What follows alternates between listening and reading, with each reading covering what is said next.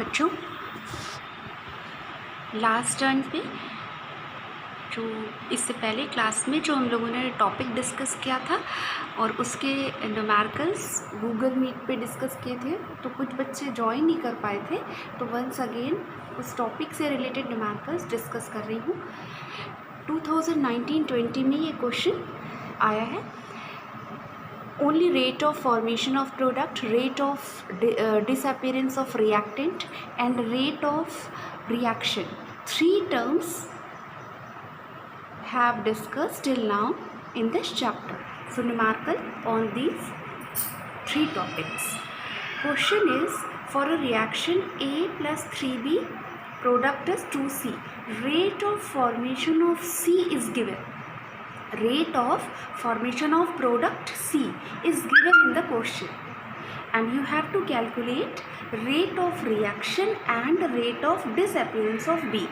इसी बार ये 2019-20 में क्वेश्चन आया हुआ है बच्चों, तो देखते हैं कैसे करेंगे। First of all we will write rate of reaction. So rate of reaction that is R कैसे लिखते हैं? ए के टर्म में लिख सकते हैं, बी के टर्म में भी लिख सकते हैं, सी के टर्म में भी लिख सकते हैं, है ना। We have already discussed it once again. A के टर्म में what is rate of reaction? Change. ये किसका साइन है? Change in concentration. कंसंट्रेशन के लिए square bracket of reactant A. Change in concentration of reactant upon change in time. ठीक है, reactant का कंसंट्रेशन डिक्रीज हो रहा है, यानी रिएक्टेंट ए प्रोडक्ट में कन्वर्ट हो रहे हैं और इनका कंसंट्रेशन डिक्रीज हो रहा है, इसलिए क्या लगाया है? Minus sign. अब रिएक्टेंट बी के लिए हम लिख सकते हैं, रिएक्टेंट है इसलिए minus sign. Change in concentration of B upon change in time. 3 moles हैं तो उसको हमने आपसे डिस्कस किया था 1/3 कर देते हैं। Product, rate of formation of product कैसे लिखेंगे? प्रोडक्ट है इसलिए प्लस साइन लगाइएगा, और 2 मोल्स हैं तो उसे 1/2 करेंगे। Change in concentration of product C upon change in time. ये हमारी इक्वेशन हो गई। इससे क्या पता चलता है कि रेट ऑफ रिएक्शन हम A की हेल्प से निकाल सकते हैं, B से भी निकाल सकते हैं और C की हेल्प से भी, जो डाटा दिया हो उससे। ठीक है, अब हमारा डाटा क्या दिया हुआ है? रेट ऑफ फॉर्मेशन ऑफ सी। तो लिख लेते हैं rate of formation of C क्या होता है उसको देख लेंगे। रेट ऑफ रिएक्शन लिखना सबको आ गया है बच्चों। Rate of reaction A, B और सी तीनों के टर्म में हम लोगों ने ये इक्वेशन बना लिया। अब rate of formation of C क्या होता है? Rate of formation of C को रिप्रेजेंट करते हैं change in concentration of C upon change in time. Form हो रहा है ना, इसलिए प्लस साइन। ये केवल ये term rate of formation of C है। हम वहाँ पे 2 मोल्स हैं तो 1/2 इसमें नहीं लिखते हैं। ठीक है बच्चों, रेट ऑफ फॉर्मेशन ऑफ सी में 1/2 नहीं लिखेंगे। रेट ऑफ रिएक्शन निकालनी है तो 1/2 लिख रहे हैं, यानी केवल ये term rate of formation of C है और उसमें 1/2 भी मिला देंगे तो रेट ऑफ रिएक्शन आ जाता है।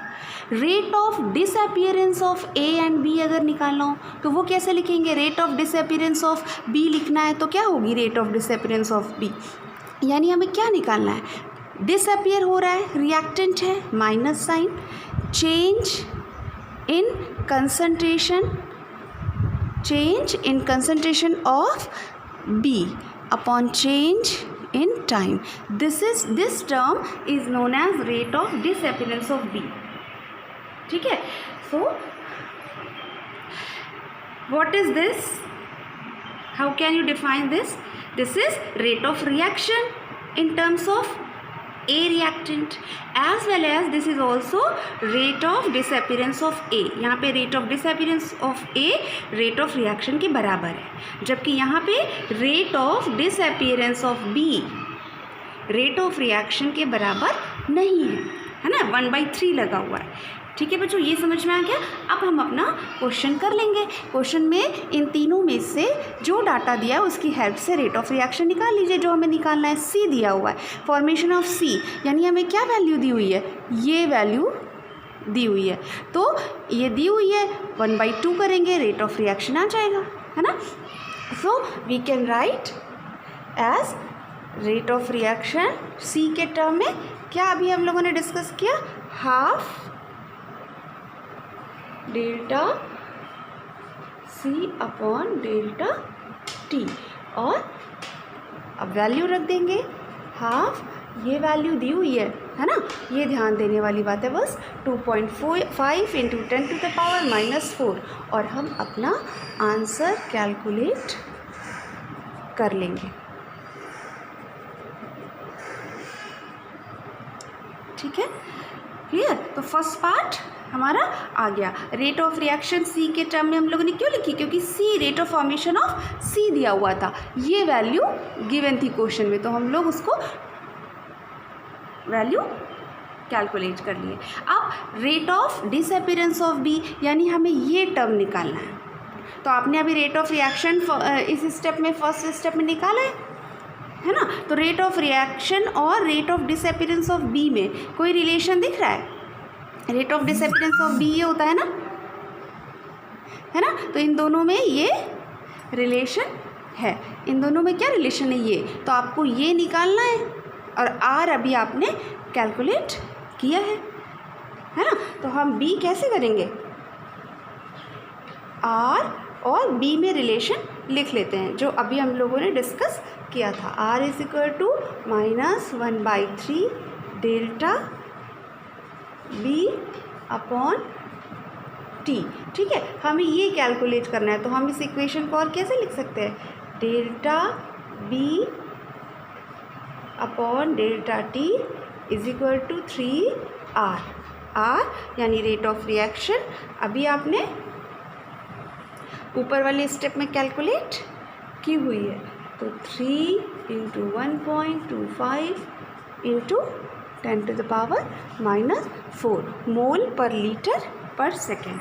तो हमारा आंसर ये हो गया। ठीक है, ए और बी दोनों पार्ट समझ में आ गए बच्चों, अच्छे से देख लीजिए। अब हम ऐसा ही एक क्वेश्चन और करेंगे जो एक बच्चे ने पूछा था इसी टॉपिक से रिलेटेड, और उसको आंसर समझ नहीं आ रहा था, तो हम वो क्वेश्चन डिस्कस कर लेते हैं। क्वेश्चन ये है, reaction for a reaction 2A is converted into 4B plus C. The concentration of B is found to increase by 5 × 10⁻³ मोल पर लीटर इन 10 सेकेंड। यानी B का कंसंट्रेशन बढ़ गया है, प्रोडक्ट है तो इंक्रीज हो जाएगा, है ना। Calculate rate of appearance of B, rate of reaction and rate of disappearance of B। तो rate of appearance of B पहले लिख लेते हैं, है ना। तो rate of appearance of B product कैसे लिखेंगे? क्या होगा? ध्यान से देखिए, अपीयर हो रहा है, प्रोडक्ट है, plus change in concentration of B upon change in time, है ना। हमें ये निकालना है। तो change in concentration of B दिया हुआ है कि concentration of B increased by, यानी ये इंक्रीमेंट कितना हुआ B के कंसंट्रेशन में, वो चेंज ही दे रखा है बेटा, और इन 10 सेकेंड यानी 10 सेकेंड टाइम में। तो हम वो change in concentration of B लिख देंगे, है ना, अपॉन चेंज इन टाइम। ठीक है, और आंसर कैलकुलेट कर लेंगे। आंसर हमारा किस में आएगा? कंसंट्रेशन की यूनिट मोल पर लीटर, और टाइम किस में दिया है? सेकेंड में। तो ये हमारा answer rate of appearance of B आ गया। अब क्या आप पहले की तरह ही रेट ऑफ रिएक्शन और rate of appearance of B में रिलेशन लिख सकते हैं? Rate of appearance of B हमारा आ गया है यहाँ पर, है ना। ये वैल्यू कितनी आई? ये वैल्यू आ गई 5 × 10⁻⁻⁴। अब इसी की हेल्प से हम रेट ऑफ रिएक्शन निकाल लेते हैं। उसके लिए पहले एक इक्वेशन बना लें। तो रेट ऑफ रिएक्शन, है ना, rate of reaction R B के टर्म में कैसे लिखेंगे? आपने देखा बी प्रोडक्ट है ना, तो प्लस लगाया, और रेट ऑफ रिएक्शन लिखने में हम क्या करते हैं? 1/4 लिखते हैं, है ना। Rate of appearance of B में 1/4 नहीं करते हैं, जबकि रेट ऑफ रिएक्शन लिखते हैं तो ये मोल्स ऐसे आ जाते हैं ना। तो 1/4 change in concentration of B upon change in time.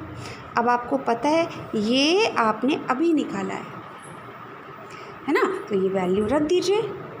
1/4 into 5 into 10⁻⁻4 और अपना आंसर कैलकुलेट कर लेंगे। ठीक है, और ये 1.25 इंटू 10⁻⁻4 मोल पर लीटर पर सेकेंड। देख लीजिए बच्चों फिर से रेट ऑफ रिएक्शन है ना, रेट ऑफ रिएक्शन और कंसंट्रेशन ऑफ बी में क्या रिलेशन है, हम कैसे लिखते हैं रेट ऑफ रिएक्शन बी के टर्म में, R is equal to 1/4 change in concentration of B upon change in time, और ये delta B upon delta T आपने फर्स्ट स्टेप में कैलकुलेट किया है।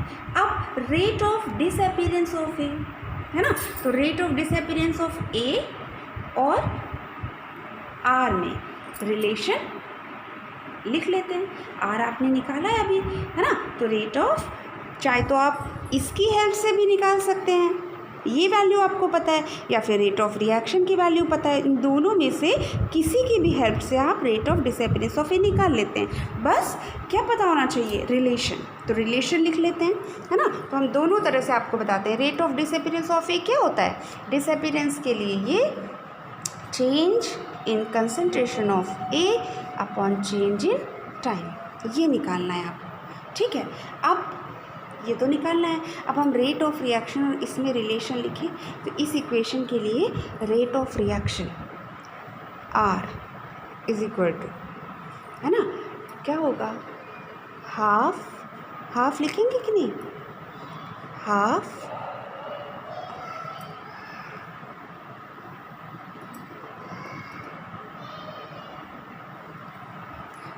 रेट ऑफ रिएक्शन और ए में क्या रिलेशन लिखेंगे, देखिए वो ऊपर क्वेश्चन 2a लिखा हुआ है ना, तो rate of reaction will be half, और डिसअपीयरेंस रिएक्टेंट है तो माइनस लिखेंगे, चेंज इन कंसंट्रेशन ऑफ ए यानी delta A upon delta T. ठीक है, अब आपको रेट ऑफ रिएक्शन पता है और क्या निकालना है, ये वैल्यू निकालेंगे, यही तो होता है रेट ऑफ डिसअपीयरेंस ऑफ ए। तो इसको हम कैसे लिख सकते हैं, change in concentration of A upon change in time is equal to 2R, और R अभी आपने सेकेंड स्टेप में कैलकुलेट कर लिया था, 1.25 इंटू 10⁻⁻4, तो वो वैल्यू रख देंगे 1.25 इंटू 10⁻⁻4, और फिर से हम अपना आंसर कैलकुलेट कर लेंगे।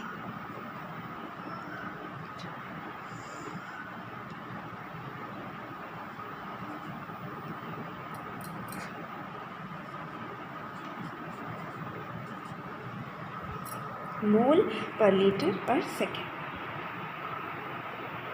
ठीक है, अब आप बी के टर्म में भी निकाल सकते हैं है ना, हमें इसकी वैल्यू पता है तो हम इन दोनों में रिलेशन अगर पता कर लें तो भी हम निकाल सकते हैं है ना।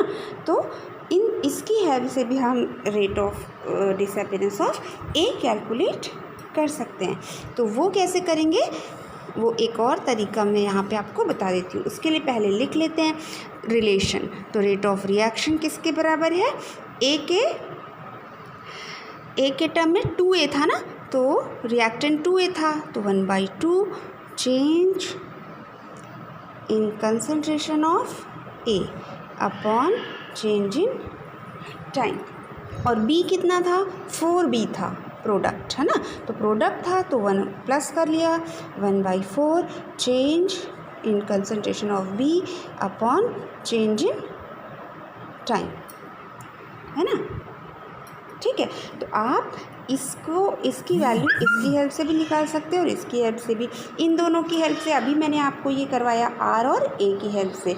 अब आप ये वैल्यू आपको पता है, फर्स्ट स्टेप में ये वैल्यू आपको पता है, तो इसकी हेल्प से कैसे निकालेंगे, तो देख लीजिए delta B upon delta T given है 4, इसको हम कैसे निकाल सकते हैं, हम minus change in concentration of A is equal to 2 इधर चला गया अपॉन 4 change in concentration of B upon change in time, ये 2 ये कितना आ गया 1/2, और ये वैल्यू आपने अभी ऊपर फर्स्ट वाले पार्ट में की थी ना, ये वैल्यू 5 × 10⁻⁻4।